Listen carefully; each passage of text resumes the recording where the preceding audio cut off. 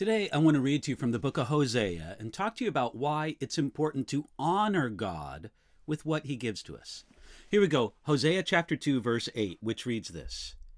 For she did not know that I gave her grain, new wine, and oil, and multiplied her silver and gold, which they prepared for Baal. The prophet Hosea prophesied to Israel in a time of political and economic success, but it was also a time of spiritual and moral failure. What did people do with all the political security and material abundance that they had?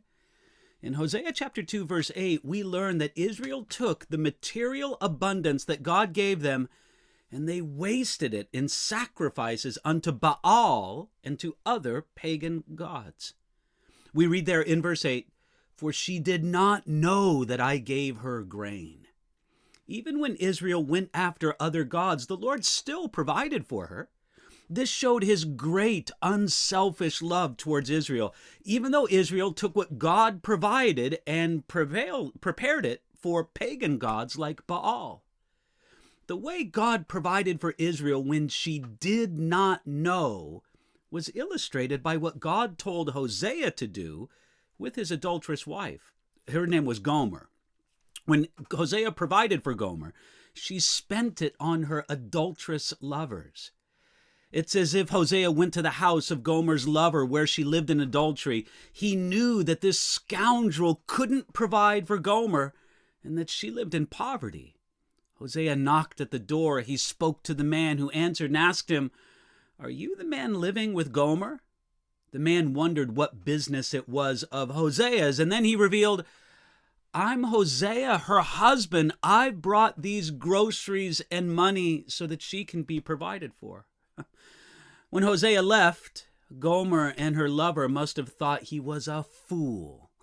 What a great dinner they had together with the food that Hosea bought.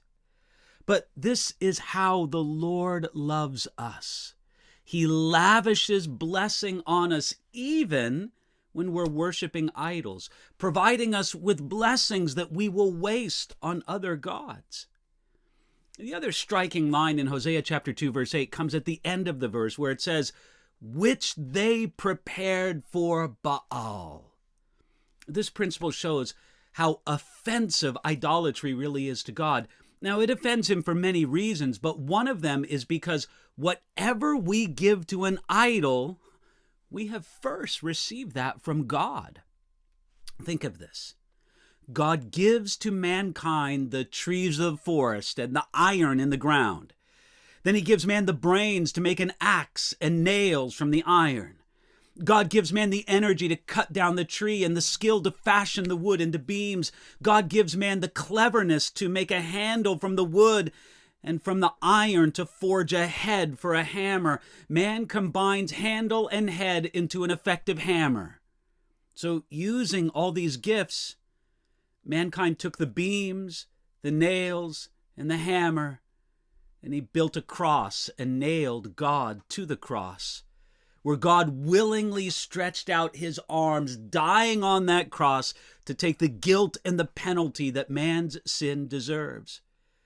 God did it all to make a new, restored relationship between God and man, between you and him, possible.